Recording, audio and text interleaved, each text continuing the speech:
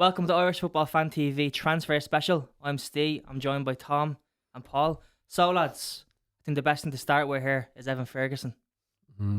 Deal today. Big I'll move let to you West Ham. announce it. Yeah, big move to West Ham. It's a loan with no buy option, but I think it's a great move. He was linked with Marseille, Everton, Chelsea, Leverkusen. United, Leverkusen. You think with everybody, Chelsea as well. Yeah, so look, I think it's a great move, lads. I really do. I'd love to get your thoughts on it, Paul. My thoughts, look, I think it's a good move, but I think he has to play games. It's no use him going there and having a loan move to another Premier League club if he's not going to play. We spoke in our last video on the Irish abroad about players developing, and look how many of them are thriving now because they're playing. Yeah. We need Evan to be playing. We also need him to be fit. I think the key thing here is that he's going to be going and he's going to be working with Graham Potter again. So I think that's going to be key. He's the one who brought him through, gave him his debut. He's someone he trusts, and he obviously trusts Evan at the same time as well. So I think that's going to be the thing that stands out, how that relationship can come together again, and hopefully that they can get the magic that they had at Brighton. Yeah, like you said, game time, the most important thing. Michael Antonio being out, Nicholas Fulkrug being out. Out for the season, Fulkrug is, yeah. Only real competition there is Danny Ings. Yeah. You'd hope that you get a start, at least to begin with, over him. You just hope that, as you say, with Graham Potter having that kind of prior relationship, that he'd show him a bit of faith. Even if he doesn't, hit the ground running, you'd hope that he gets a bit of extended, game time. I think it's a great move from, like Steve said, it's just great to see it finally get over the line because it's been talked about for weeks now. It's been dragged on a bit as well. I like the idea of him moving away to Leverkusen when that got, touted, but I think the Duran move to Saudi kind of stopped Boniface from Leverkusen moving there, which meant they didn't need a striker. That was more of a domino effect. Yeah. I would like to see that a lot happening now. Yeah, but I think West Ham, he will have an opportunity. They've been going through a tough spell, but Potter in charge now. Hopefully Ferguson can get, back into the swing of things because he's been, off game for the last couple of months. I'd love to see him get back to where he was before. Yeah, well, I think just before we move on, is just you look at actually when he played those games for Ireland and he got the goal against Greece, you could see he was struggling for game time, but he was still, you could see the quality. He was still starting games. I spoke about, Troy probably should have been the one starting, but it seemed O'Shea was really kind of wanting to stick with Evan, so he clearly sees Evan as the best of the lot. And that's why I think you could see the levels with Evan. Once he was getting that bit of fitness, then he came off. Then he played the next game. You could see the bit of fitness he got as goal. So look, it doesn't take a genius to see Evan Ferguson is a quality striker. He just needs time, fitness, and service, and the goals will come. Yeah. So on to the next one, another big one. So Andrew Omobamidele moves from Forest on loan to Strasbourg over in France. So yeah, look, I love this move. I always love when a young player goes abroad, and Jake O'Brien has shown what he can do when he went over to Lyon over in France, and he done very well. Troy Parrott went over to Holland, exactly. So now we're seeing Andrew do the same thing. So what's your thoughts on the move? Again, it's kind of a similar thing. It's just, if it means he gets more game time, I think it can only be a positive. Spoke a bit in the past about how we think Andrew Omobamidele, aside from maybe Nathan Collins, has as much potential as any of the kind of centre-backs coming through for Ireland. Yeah. I think that he's shown in the past playing for Ireland that he's been, a very good option. Without the game time at Forest, felt like a weird move at the time. Yeah. With the amount of signs that were making centre-backs in front of him, didn't seem like there was a kind of route to the first team for him there. Especially with Forest playing so well as well. Yeah, and moving to a team like Strasbourg, the pressure might be off a little bit. Less eyeballs on him from kind of English and Irish media. Hopefully he can just get down, play more minutes and get, back firmly into that Ireland team. Yeah, I just probably echo everything Tom said. We spoke a little bit about him on the Irish abroad, and kind of I went in on kind of how much I believe he can, the levels he can get to if he's shown enough faith by a manager that really likes him. Jake O'Brien, Sean Dyche, I give the example of that. David Moyes comes in, all of a sudden Jake O'Brien started 3 of the last 4 and Everton won the last 3 games. And he's looked great. And he's playing out of position, but he's playing for the manager who trusts him and is willing to give him an opportunity and believes in him. I don't think Nuno was doing that with Omobamidele, and he was axed from a FA Cup squad a couple of weeks ago as well. He didn't even get in the squad, so I think the writing was on the wall there. I've never heard any bad things about him in terms of his attitude or his personality or anything like that. I heard he's a really good lad and he works really, really hard. So I can't imagine he would have done too much wrong. No. But some managers just don't fancy some players. I think that's what's happened here with Omobamidele. He's gone to Strasbourg, and he's played the last 2 games. He got 1 win. I know they lost in the most recent game, but First 90 minutes though today. yeah. But see, the key for me there isn't results, because he's a defender. He's not like he has to score goals. Exactly. I know they lost the game, but you know, goals can be other people's faults as well. I just think it's good to see him playing 90 minutes, and I think the more minutes he's playing, it's only going to be good if we come back into camp at Ireland and he's there and he's playing and he's fit and he's available and he's match fit as well. So you think it's key that he's match fit. Yeah, it's same with a lot of these young Irish players. They just need minutes, and that's why these loans are great. Well, he played right back against it wasn't England, was it Greece? In the Aviva, he played right back instead of Matt Doherty. That's why Matt Doherty got the hump originally. Yeah. But he wasn't playing at club level, so he came in and played that. So he's shown that he still looks after himself and stuff like that. So I think that's a positive as well. Yeah. So on to the next one. So Tom Cannon, big move, recalled from his loan at Stoke. He got recalled back to Leicester, and then they sold him to Sheffield United for 10 million as well. So big fee. Some of that went to Everton as well. Yeah, So exactly. Yeah. So great move. Sheffield obviously are second in the championship, so they're in the promotional positions. So we've a big chance of seeing Tom back in the Premier League next season. So what's your thoughts on Tom?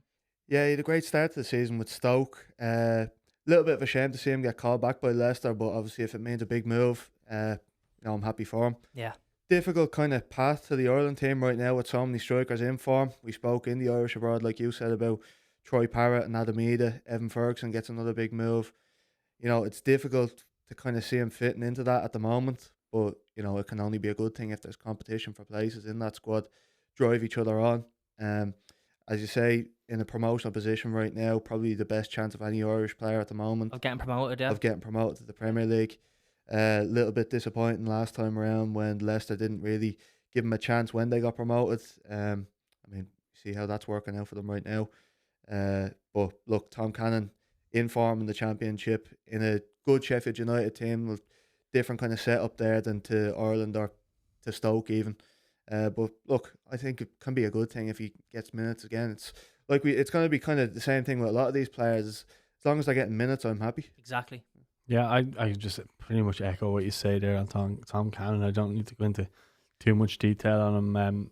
I think Sheffield United probably proved to be more of a place where you get more minutes, and if they do go up, it's more of a chance for him playing Premier League football. So I suppose the rest of the season would be telling, but he has to play, as you say, and then I'd be hopeful that he has to play next season. But my only worry is why Leicester didn't keep him for the Premier League. So we'll see. Is he Premier League ready next season? Yeah. So on to the next one. Aaron Connolly, a move to Millwall, permanent move as well from Sunderland. He actually scored his first goal today for them after missing the penalty on his debut. So yeah, look, I love the move. Paul talked about it before. Millwall is historically, there has been Irish legends that played for Millwall, and Millwall are a big club. They might not be in promotional battles. But I know what you're trying to say is like there's a big pressure playing for them because of the fan base. Yeah. Yeah. So I personally love the move, but what's your thoughts on the move, Paul?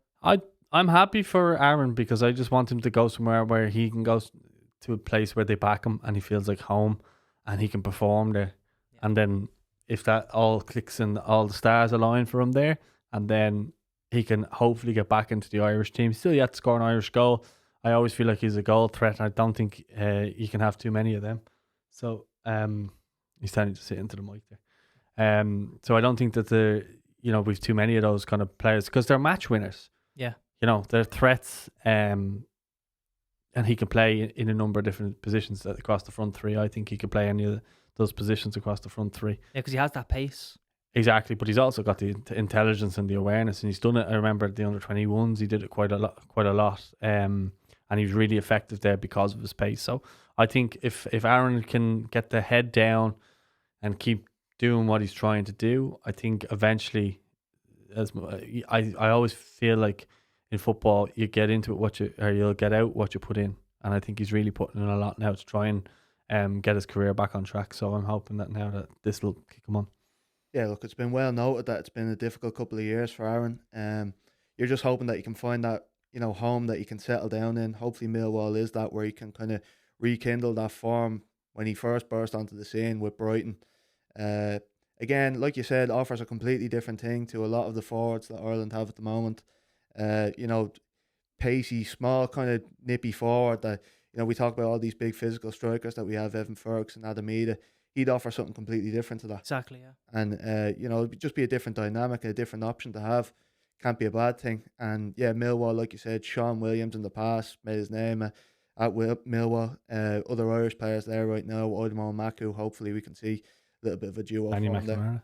Yeah. So hopefully we can see a little bit of an Irish connection there at Millwall.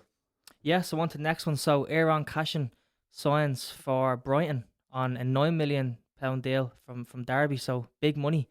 Left-footed centre-back, plays sort of the left side of a back four or a back three. Decent player, young. So it'll be interesting. Captain of to see Derby what as he well. can do. Yeah. Yeah, I think they've been trying to get him last January, as far as I remember, or one of the last transfer windows. They've been trying to get him, so he's been on Brighton's radar for a while. So I think that says a lot about him, because we know how much Brighton look into the data on players and stuff like that. So obviously his stats and stuff like that is good. And look, if he can get himself, I think he did an interview with Brighton's media channel saying how much that he would love to play senior level at Ireland. If he gets himself into that Brighton team, he gives himself a big chance. I know they got hopped off yesterday 7-0, but you know, that might be a reason to bring him in. Yeah. So it remains to be seen, but I think he's of good pedigree, and I think that it could be a good move. But I think, again, and I say this and I can't stress this enough, our players need to be playing. They have to be playing, yeah. And that's the only worry about that move is he going to start week in, week out? Probably not to begin with. Different kind of player though. Hasn't really broken through into the Irish team yet, but you know, left side centre back, as Steve said, smaller kind of player. You'd wonder, would he, you know, find a home at left back for Ireland, where we have struggled for, you know, left backs recently. We've seen Robbie Brady kind of fill in there, but that can't really be a long term solution to that position. Ryan Manning also, but Aaron Cashion. Ryan Manning's a weird one because he just doesn't play. Yeah, it's strange because he had that great season before and then just never really. That's Swansea, wasn't it? Yeah, capitalised on it for Ireland. Kind of a similar story with a lot of Irish players over the last couple of years, but you're just hoping, as you said, that Brighton's kind of scouting system found another one that maybe the Irish actual, you know, coaches haven't. Yeah, well, you could also look at it in this sort of way of the way Jake O'Brien's been playing right back for Everton. Could it be a case where Ireland are playing with a back four or centre backs in different positions, you know? So that could actually be a way that we line up, with Jake O'Brien being a right back, and then you've got Aaron Cashion as a left back, maybe. But it remains to we'll see how he progresses. I mean, you don't want to be jumping the gun too soon and saying that he's going to immediately be in the squad, because Omobamidele back playing for Strasbourg and all of this. So I think he has to earn the right to be in the team. And I think also at the same time, Hamer has looked at a lot of players and he wasn't one of them. So he brought in a lot of players to experiment with and he wasn't one of them. So look, it's only an added bonus if he does come in and he does do well. So I think it's a good move, and I just hope that he'll get the time because we saw with Evan, you know, he took a long time to try and get it, and he had to end up going away to try and get the game time. It's still early days for him as well. He's still young, and players break through into the Ireland team at different ages and different levels. So you know, I think we'd be patient with him and hopefully. Well, Spadix was 29, yeah. Exactly, yeah. So you know, players come in at different ages. Hopefully he gets his chance at Brighton and, you know, finds a bit of form there. Yeah, I just hope I would love for him to become an established Premier League player. Yeah, we don't have too many of them. Yeah, exactly. So on to the next one. So Festy Ebosele gets recalled from his loan at Watford, and he's after being sent out to Başakşehir, Istanbul, over in Turkey. Başakşehir. He said that well. He did. I'm telling you, lads. I've been doing my research. So he's actually Strasbourg. Learning Turkish. He's actually the first Irish player to play in Turkish league, which I actually did not know. So, look, they're not a title winning team over in Turkey, but they're not a relegation team in Turkey, and they are in Europe as well. They played Pats in Tallaght Stadium. They did indeed, yeah. They weren't great. I won't lie, and they have a really small stadium. But look, the lifestyle's good over there, the weather's good over there, and the money's good over there. Yeah. But look, they obviously see something in Festy. No, I'm not saying that we don't, because I thought he was really good against Finland. I probably would have liked him to stay in either with Udinese or with Watford so you could see him a bit more because I don't really watch the Turkish league. Yeah. It's hard to watch. Even Mourinho said that and he's coach of Fenerbahce. Yeah, exactly. Yeah. So like it is hard to kind of see how he's doing. Obviously you'll catch up with Twitter clips and videos and stuff on Instagram, but in terms of actually watching him, like Troy Parrott, it's a bit hard to watch. And not because it's a hard watch, because you actually can't find channels to watch it. Let's have a dodgy box. There you go. We don't condone that sort of thing. Less of that thing. But yeah, when it came across, I thought it was a bit of a random one. Hopefully it's a good move from him. I'm hoping it's not kind of out of sight, out of mind sort of thing, because I think he can be a really important player for Ireland going forward. Chidozie Ogbeni being out, he can kind of fill that right wing position. We need more direct wingers who are just going to hit the byline and get crosses in. Talk about all these great strikers we have. We need service for them also. So hopefully it's not one of them where he kind of fades off into Turkey and we don't hear from him that much. That's what I hope doesn't happen. Yeah. So as you said, I probably would have preferred if it was up to me if he stayed in, England or nearer leagues. But if it means he's playing European football or at least has the chance to play European football, I think that can be a good thing as well. Yeah, or the other side of the coin is if he does well at Galatasaray or Fenerbahce or Besiktas take him. They could see him and then, exactly. Yeah. Maybe. Yeah, so on to the next one. So Mark Travers goes on loan to Middlesbrough from Bournemouth. Yeah. So look, we talked about Mark a couple of weeks ago, and look, another player, he needs minutes, he needs game time, and obviously it's very tough for him to get into the Ireland team at the moment. Very tough for him to get in the Bournemouth team. So under Michael Carrick at Middlesbrough, I think it's a great move. Love to get your thoughts on Tom. Yeah, asked you. Yeah. Look, again, it's a similar thing with a lot of these players. It's just about minutes, and we've spoken in the past, like you said, about Mark Travers and the difficulty in getting into the Ireland team. I've spoken in the past about how I felt it was harsh that he got dropped in the first place. Look, ultimately Against Serbia, ultimately, the half a mistake he made against Serbia. Yeah, He came out, stopped, and he got dinked. then got benched. Yeah. It's the life of a goalkeeper. And then we lost against Luxembourg. Yeah, it's a life for a goalkeeper. You make one mistake and it's a goal. But look, I'm not going to say he's better than Caoimhín Kelleher right now. Even Gavin Bazunu has played, had great performances for Ireland. But he's also back, and he could be going to Udinese. Yeah. And he had kind of, nailed down that number one position for a time, and makes one mistake, and all of a sudden gets bombed out of the squad. So I think he is like a really talented keeper. It just is about game time. You'd love if he had broke through into that Bournemouth team who are doing so well in the Premier League right now. Middlesbrough, look, if it's a chance to get game time, hopefully he finds form, prove himself, and maybe gets a Premier League move afterwards. Yeah, well, I just think he's shown that he can do it in the Premier League. Every time Bournemouth's called upon him, he's played, and he's done well. He's done well this season for Bournemouth when called upon as well. I think he's Premier League. He's well able for the Premier League. Yeah. I think if a club did want him for the Premier League, a low end club, that he would probably start at, I think he'd be good for them. But I think he's just really unlucky that Bazunu and Kelleher are there as well from an Irish point of view, because I think Travers, realistically, the ability he should be an Ireland number one, or he'd be like a Scotland number one, or a Northern Ireland number one for sure, or Wales. We just have three unbelievable keepers. Yeah, so exactly. Yeah, we're just lucky in that sense. I feel sorry because he's actually a really sound fella as well. So you want to see him do well. It's another position actually, including striker and centre back, where we've seriously made the competition. We just need midfielders now. Knocking on the door behind him is Keeley and O'Leary, who are also very talented keepers in their own right. Keeley's flying at Leighton Orient. Yeah, ex-Pats man. So so on to the next one, the last championship move. So James Abankwah to Watford. We've seen his debut when he came on off the bench, and he got a yellow card in like 20 seconds. Describe it. He absolutely creams your man. Creamed him. He goes through him. Thoughts on the move for James? I was just going to ask to toss on the tackle. No, it was a great tackle. Never fell. Ever yellow, never mind. But look, never yellow, especially never. 10 seconds in or 20 seconds in. Unreal. Look, it's great to see James get a good move like that. I know Udinese was promising, but it's again a similar sort of thing. You're hoping that he's not out of sight, out of mind. Move to Watford, maybe more eyeballs on him, comes with a bit more pressure.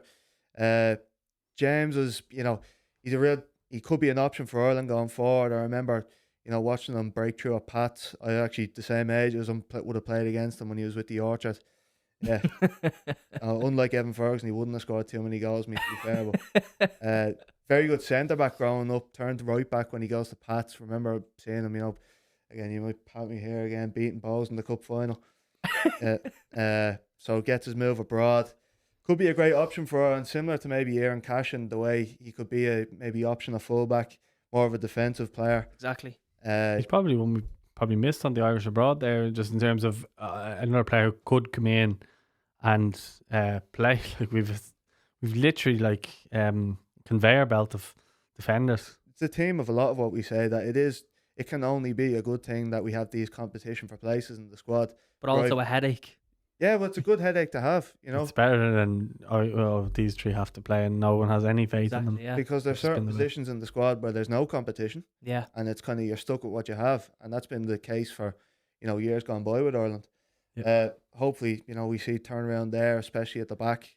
Seems like we're okay at fullback going forward.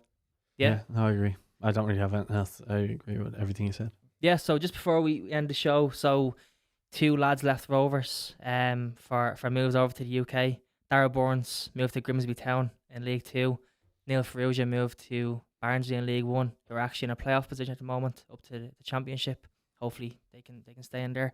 But yeah, let's get your thoughts on the moves. The Darragh Burns one, I don't get. I like it's League 2. If it was League 1, I'd understand a bit more. But even then, you wouldn't. Ferrugia went to Barnsley, and he's he's in a better position to try get up into the Championship. But I would have liked to see it if they were going to aim a bit more ambitious in terms of the Championship. I don't know what clubs were in or what clubs were paying, in fairness, but I think Ferrugia could play in the Premier League if he could stay fit. Yeah. I think he's that good. And he's so versatile as well. Yeah, I think his best position's out wide. But the injuries on him have kind of taken their toll on him a little bit. So I can understand why he made the move he made. The Darragh Burns one, he's not he hasn't got many injuries or anything like that. He's small, quick, fast, and he's decided to go there with his representatives and stuff like that. So that's where he's decided to end up. I hope for his sake it works out, because he's a nice fella. I know him quite well. I've gone to games with him in the past. Was at the cup final of Celtic with him in the past as well, because he was over there at Hibs at the time. Yeah. He's a nice kid. I'd just like to see if he does go there that he goes on, but I struggle to see the club that he's gone to, what the sense made of it is really.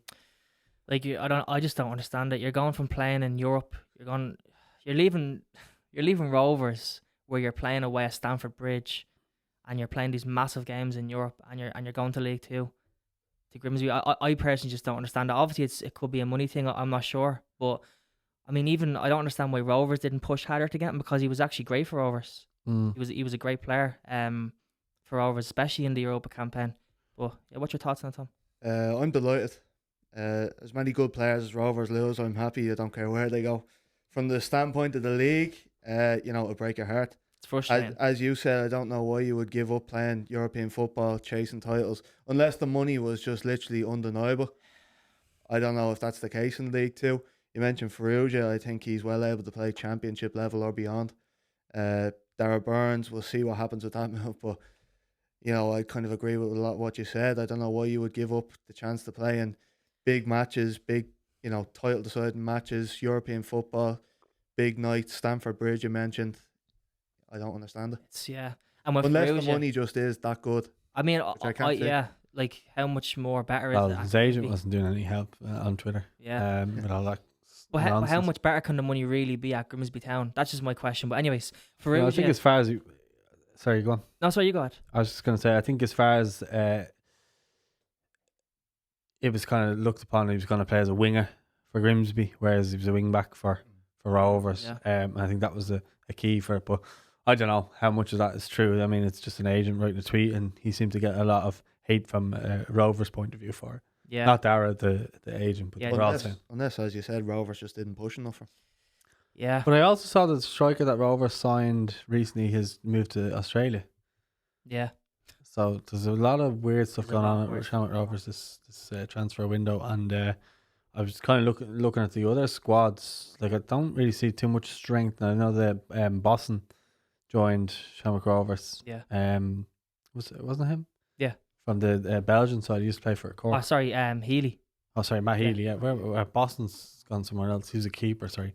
But yeah, Matt Healy's joined, but there's not too many others in that the Rovers have brought in. When I look at like compared, like Shells have brought in like Dan O'Kelly, Mipo Odebeku, like players like that who, you know, could make Shells more of a force this season. Obviously, He could be a great player, Meepo. yeah. So, but whereas I feel like Pats, like they're strong everywhere. Yeah. Whereas I think they've strength and depth in a lot of positions. Whereas I don't think Rovers do, and I don't think Shells maybe do as much, but they're definitely way better than they were last year. And like Duff's shown what he can do with not that much, but when he's able to work with players and bring, like, I would love to see Meepo come in and have like one of those real, like a Shawnee Maguire Cork City season where he won everything and he moved back to Preston. As a Shells fan, I don't want to move. But I'd love to see him reignite his career because he was on par with Troy Parrott coming through at the same time. They were renowned as the best two strikers coming through Ireland at the time. So, Thing is with Rovers, like they still have got that good of a squad, albeit aging. Too, you wouldn't be surprised if they go and win the league this year. Having said that, they just haven't done good enough job of turning over that squad as the year go by. They did get Ed McGinty. I think he'd be a good. That's big. I think he'll be good for us because Poles is okay, but Alan Mann's coming back that time was huge because you look at how much he's won when he was there. Well, Paul's a vulnerability. He's a massive vulnerability at set pieces. Liability. Yeah, liability, vulnerability. He's just. Which one is it? Oh. Oh. Yeah, when it comes to set pieces, the amount of set pieces Rovers concede, direct free kicks, corners, unbelievable. Yeah, so yeah, I get what you're saying as well. But I think McGinty will. I think that one probably went under the radar. Yeah. I think he'll be good for you. Yeah. Just one more, not an Irish player, Lys Mousset. Yeah, remember the name? 10 million to Sheffield United in 2019.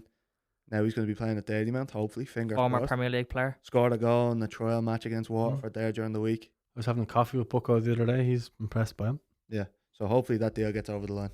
Because there was a few tweets deleted after he scored yesterday. So hopefully there's no complications there. The Moose. Hopefully. So yeah, that's everything, lads. So we'll see what happens tomorrow. The transfer deadline closes tomorrow in a lot of the European leagues. So yeah, I think one just that we should probably talk about, and it's not guaranteed, but Bazunu going to Udinese. I'd like to get your thoughts on that one. Yeah, it's the exact same thing with Travers. Is like if he can get game time, it's a good thing. With Southampton, you bring Ramsdale in, all of a sudden you close that door to getting into the first team. I think he's better than Ramsdale, but anyway, at the moment, I'd say so. I know he was getting a lot of stick from Southampton fans last year for his performances last season. Russell Martin showed a bit of faith in him. He's gone now. New manager doesn't seem to be. I mean, I know he's only back, but doesn't seem to have any kind of trust in him. Hopefully, it's just more minutes, because I think at the time, performances wise, when it was him and Kelleher kind of on level playing field, I know Kelleher's kind of taken that next step up to the point where people think he's the number one. But in terms of in a green shirt for Ireland, I think Bazuna's performances have been better than anyone. I agree. I'd love to see him get back to that level of playing week in, week out. Yeah, I would echo a lot of that. The thing with Bazunu, I would say that at this stage, Ramsdale's established number one. Then they have probably Alex McCarthy next in line. Yeah. And they probably don't want to play that kind of expansive football. Although they got a win yesterday, didn't they? Beat Ipswich, yeah. Yeah, I had picked Ipswich for my last man stand. Thanks, Ipswich. And I should have backed Everton. But anyway, that's a story for a different day. Don't listen to me for bets. But yeah, so like with Bazunu, I just think that him going away somewhere like Udinese, playing in Serie A, it'd be good for him. Yeah. I think it's good for him to get away. It's good for him to kind of, not that he's not mature, but mature again, and having to kind of be away. And hopefully if he does move, he could go over and do something. Exactly, yeah. Like we always talk about, all these young players going away abroad. Hopefully it's the same story with him, because he definitely has the ability and the potential. We've seen it before. Yeah, 100%. Well, I'll wrap it up then. So, yeah, Steve, you've done a brilliant job there presenting. So fair play to you, Tom. Excellent as always. And let us know if we missed any transfers as well. Let us know in the comments. We'll discuss in the comments. But we have plenty more content coming this week. An exclusive interview with Denise O'Sullivan. We've got our Irish Abroad show, and we've got something special coming next weekend as well. But we won't reveal that till next weekend. So don't forget to subscribe, like the video, and we'll speak to you all soon. Thanks for watching.